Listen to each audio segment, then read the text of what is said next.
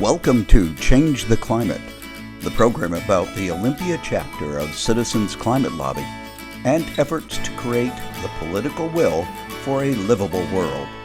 Now here's your host, Ari Simmons. Hi there. My guest today is Faith Addicott. She is a board member for Olympia Community Solar and a master's in public administration and organizational development. Hi Faith. Hi. How you doing? I'm great. It's a beautiful day in the Northwest. It is so gorgeous and such an amazing time to be alive. It is challenging and amazing. Yep. For those of you that don't know, Faith and I work together at Olympia Community Solar. We also work together at La Vida Wine Bar in Hawks Prairie, and we're just comrades of life. And I always joke with Faith because she's so amazing and has such great opinions and perspective on life. This is Change the Climate X Real Talk with Faith Addicott. So tell us a little bit about you, what you do, why you think it's important. So right now I do a lot of things. I think the work that is moving me the most is the work that I do with you and Olympia Community Solar. I do have a master's in public administration, like you said, and I'm working on a second master's in organizational development.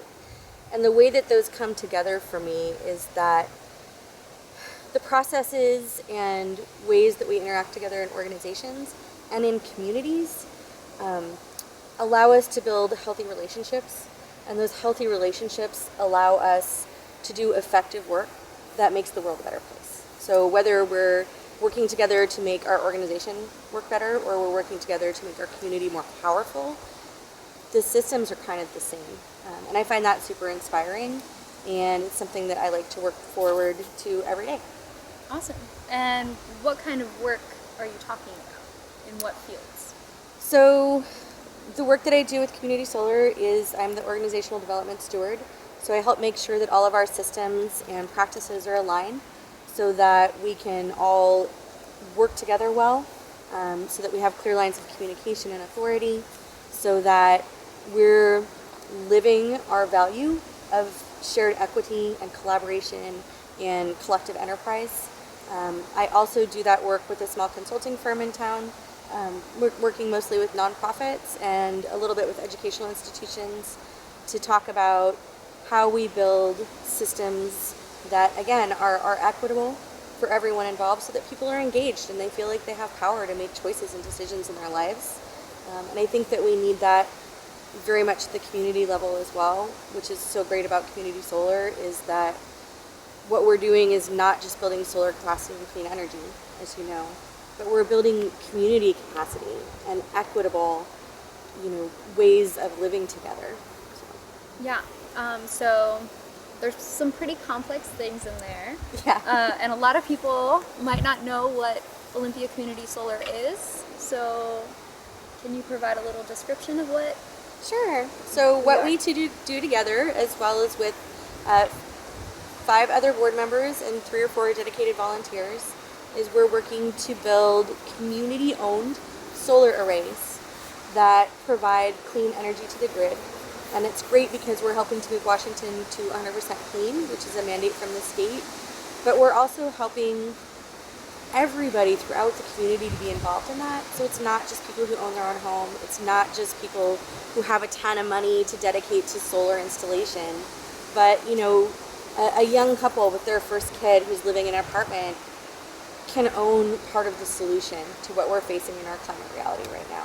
And I think it's really powerful. I think it builds just a greater capacity for people to feel engaged in solution making instead of just seeing it on the news and thinking, other people and big companies are trying to make this difference. But regular people who don't have a ton of money can still be engaged in that and can still benefit from that transition. And I think that's super powerful. We're, as you know, just about to start our first project, so it's a really exciting time. Yep, and I agree. And another really important thing to emphasize about Community Solar is that it of course increases access for people who can't necessarily access solar.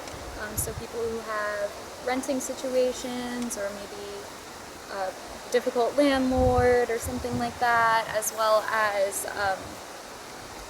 people who have shaded rooftops, and other sort of physical constraints to owning solar. And I agree, I think what we're doing is really excellent. So awesome. We work really hard in varying capacities, whether that be in education, technical assistance, Policy development. Project and policy development, to ensure that we have a really strong program.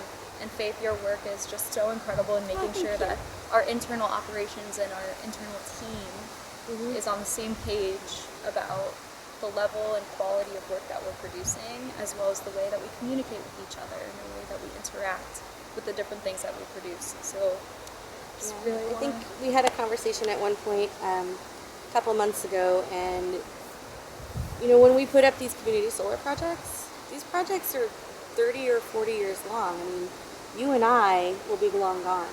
So how do we set up these projects so that they support our community with strength and integrity, even when individual people and roles change? And I think that's the goal of what we're trying to do, is not just to build this for right now, but to really build this as something that works into the future, so that people in future generations will be able to also take advantage and to be a part of that. And it's pretty awesome. That is awesome. And sort of, what do you see as ways to build that up, that capacity in terms of community engagement or education? So I think, again, one of the things it's partly about community solar, Ari, but it's also about, I think, the community as a whole. And we're starting to see, I think at this late hour, in some ways, a lot more people working together across different boundaries. So now we're seeing cities working with other cities, and cities working with neighborhood groups, and neighborhood groups working with county entities, and county entities working with the state. And what that really is about it's about building a way of living that says that we're all part of this, right? It's not, the planet that we live on, the situation that we're facing now with climate change. That's something that belongs to all of us equally.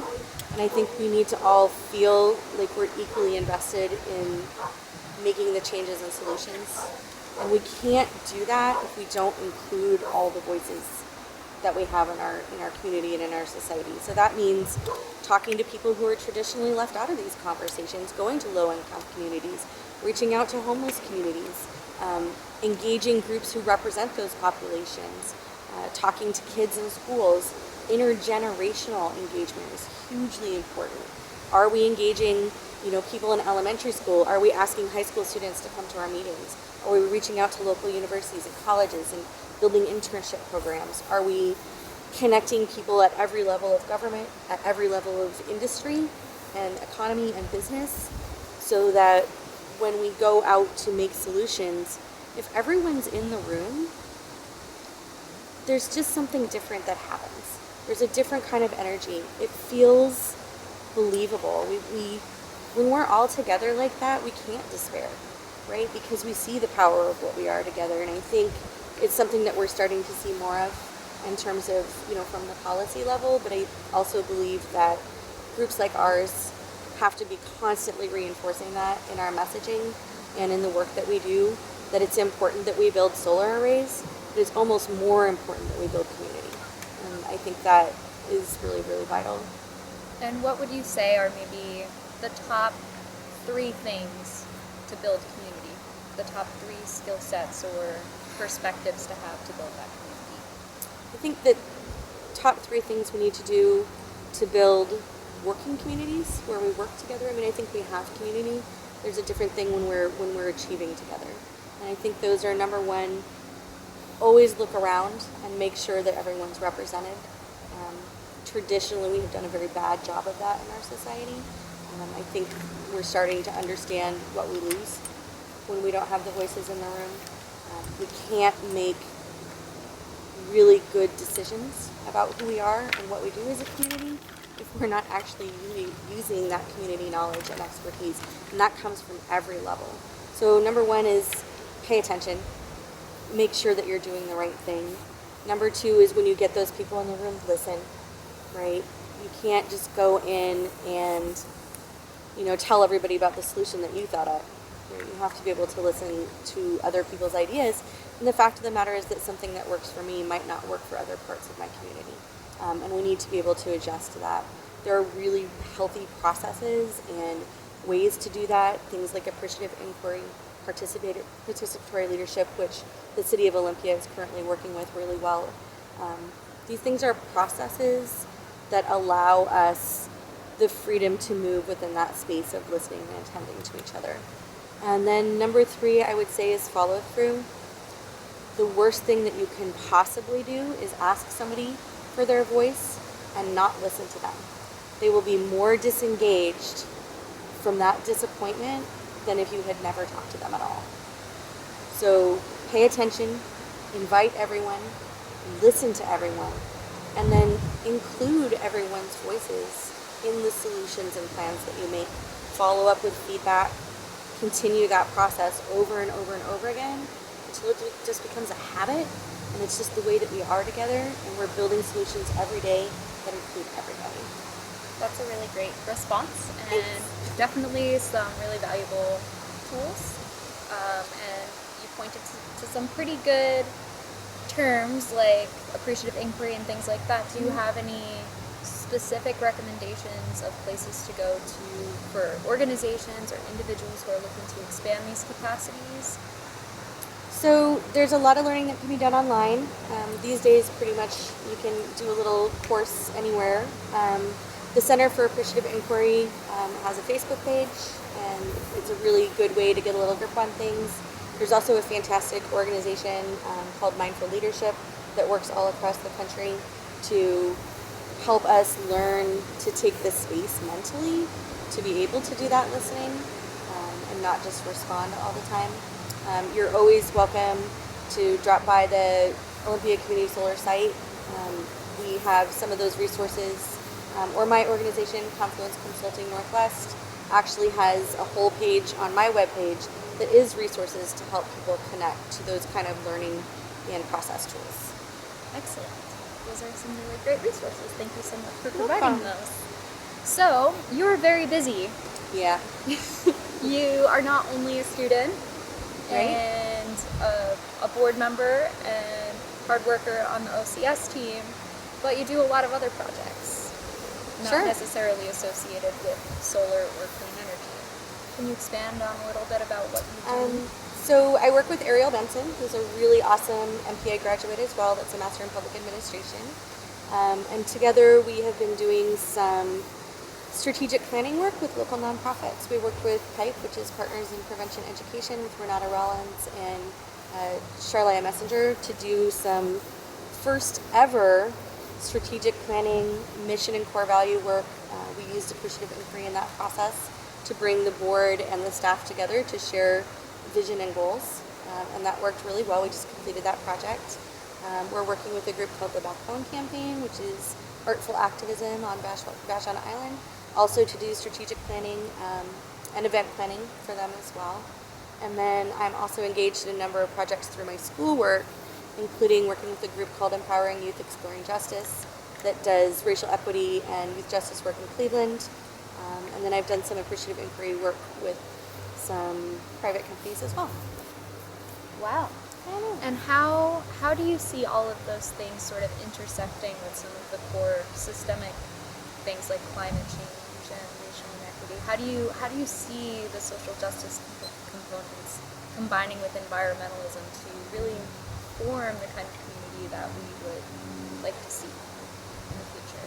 I mean, I think for me, when we talk about, climate change, and you'll talk to people and about, we need to do these things, and people will turn around and be like, oh, it's so complex. And I think, when we look at, racial equity and economic justice and environmental justice and how we look at those things, we often think, oh, those are so complex as well. I increasingly believe that while the problems we've created are complex, the ways by which we can clean them up are not.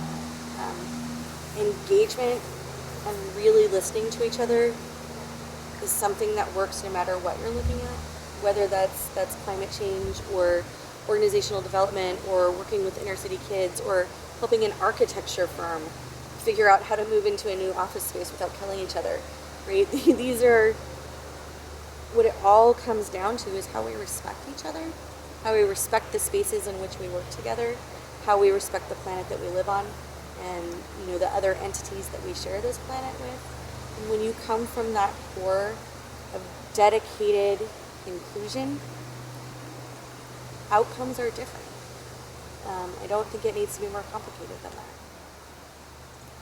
So, at the sort of national level, I feel that a lot of what you're saying is sort of being dismissed or not necessarily being terribly accounted for. We have some dynamite people in our Congress and in our Senate who are working toward a better future. We have Alexandria Ocasio-Cortez and a lot of really incredible women who are coming forward and connecting these things through equity and connecting everybody through sort of the processes that you've identified.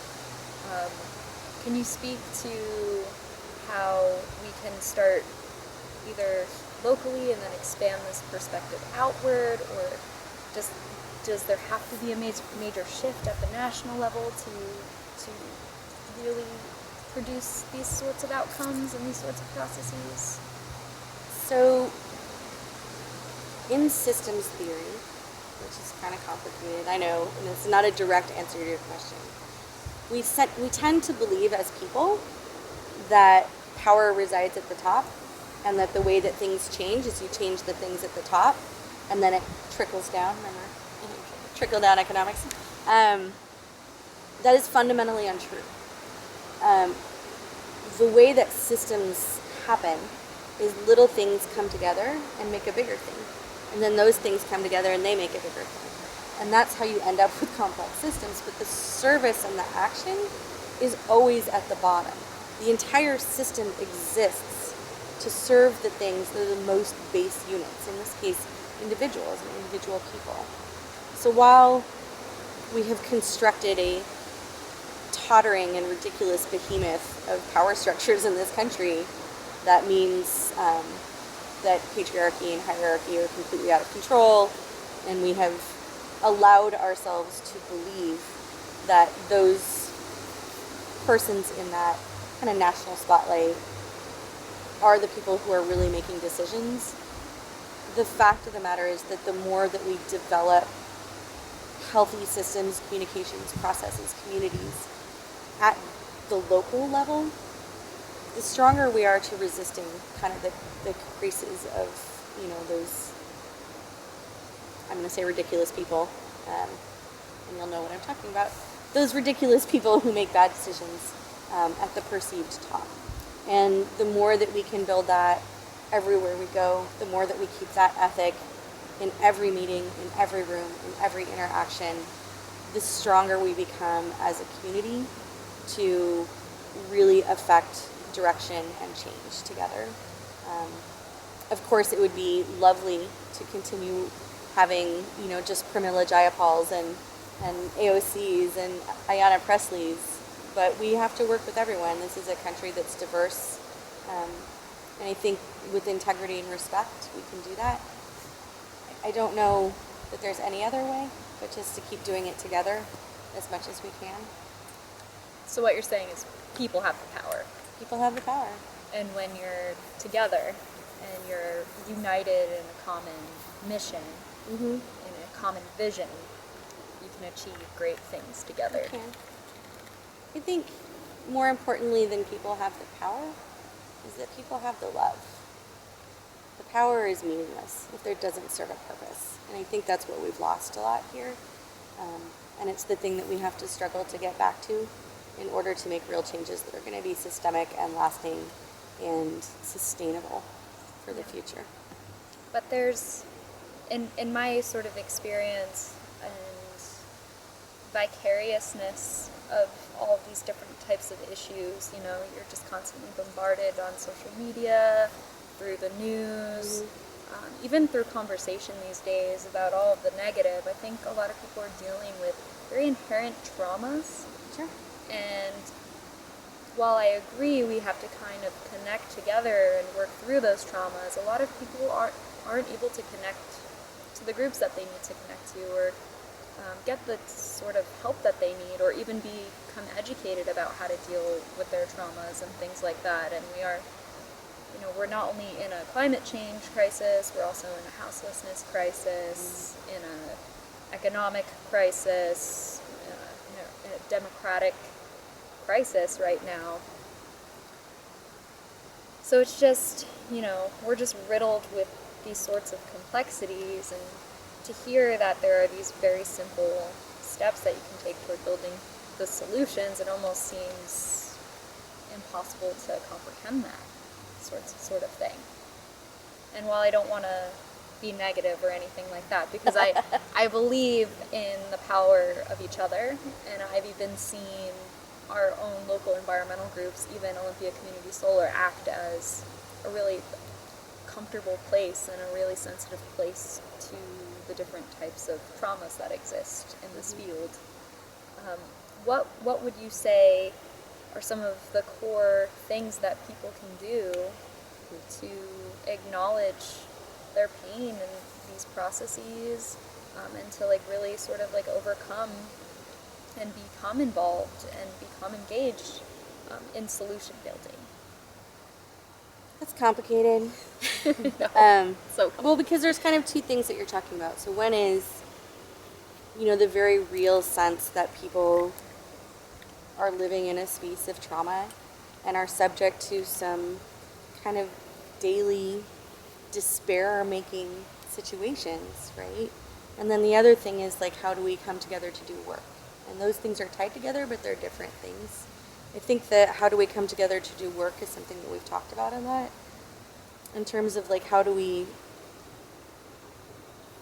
live with the very real trauma. There have been a number of studies done now that say that there are a lot of people who are suffering from anxiety and depression that is related to the reality of what's happening with the climate, that is related to those numerous crises that you mentioned, right? And the possibilities for things that can be done to allow people to move forward with positivity are the same things that have been around forever. Breathe. Just breathe. Put down your phone. Turn off your computer. Go outside. Touch a tree. Spend some time with people you love with no media around. Remember that there are a lot of things that were here before we were, and that all of these problems and these crises are manufactured. We manufactured them. They weren't here before, and if we manufactured them, there's always the hope that we can dismantle them. And having that bit of perspective and the time and the breath to take that perspective and actualize it into your life is super, super powerful. I always recommend, if you're a person who has anxiety and has trouble sleeping at night, lay down and stretch and breathe for 20 minutes before you go to sleep. Try to just focus on your breath. You can't solve anything if you're constantly overwhelmed with everything. So you have to make this space, and there are ways to do it. There's actually apps for calmness and breathing that'll time you. Before you walk into a meeting you know is going to be stressful, stop in the hallway and close your eyes and count to 30 and just watch your breath for 30 seconds. It's amazing what a difference it makes in your capacity to interact. Yep. There are a lot of resources in Olympia. There are a couple of Buddhist meditation centers. There are tons of places to do yoga. You can go swimming at the Y. Anything that you do to bring yourself back into the world and your body and out of the trauma that is in your head is really powerful. I call it GG, not just after my adorable cat, but grounding and gratitude. Yeah. Always lead with a thankful heart. Even if you have the worst day, you still had a day where you had sustenance and company sometimes, and you were alive that day. And it's always good to acknowledge that and always be grateful, even for the traumas, because it's really hardship that really makes you strong. You really think about it. There's also been a couple of studies done that say that one of the best things that you can do when you're struggling is to go help someone else. volunteer. Go cook a meal at the Salvation Army. Go hand out blankets at the community care center. Volunteer at Grub. Do some work in the garden. But there's actually a neurochemical process that happens in our brains when we give and when we give of our time that subtly alters the chemistry in our whole body and allows us to be in the space of gratitude and groundedness. So that's also a super great way. And that action also creates community. So it's kind of a twofer. Yep. And it helps other people out of a potentially traumatic situation when you do that, when you give yourself that space and you kind of get out of yourself. Even whenever I'm upset or anything like that, my grandma always tells me, go get out of yourself. Go do something to free your mind of what's bothering you and think about other people. And I find that at its very core, that is community. When you're able to sort of give yourself and remove yourself from being in your own mind into being in that community mindset and to give back. So we before I. Exactly. Yeah. Exactly. That's a really beautiful perspective. I don't. Speaking of giving back, so like as we talked about, Olympia Community Solar is in the process of putting together our first community solar project. We're not all the way there yet, but we are very, very close. And pretty soon, we are going to be opening up for people to become members. And becoming a member means that you can purchase any number of shares of a community solar array.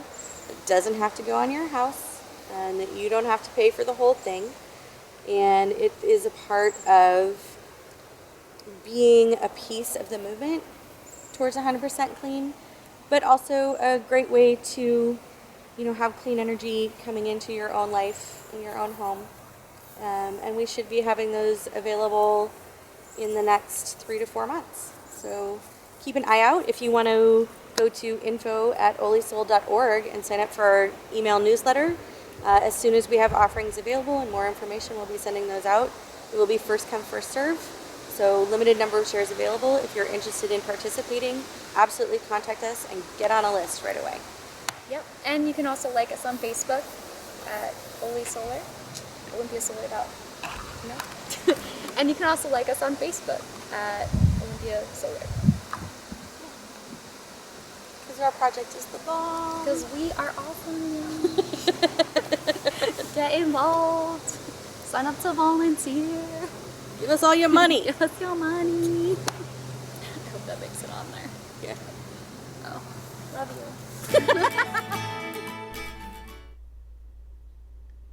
If you would like to know more about Citizens Climate Lobby, go to citizensclimatelobby.org or join us at the Olympia Center at the intersection of Columbia and State on the second Saturday of the month at 9:30 a.m. Thank you for joining us on Change the Climate.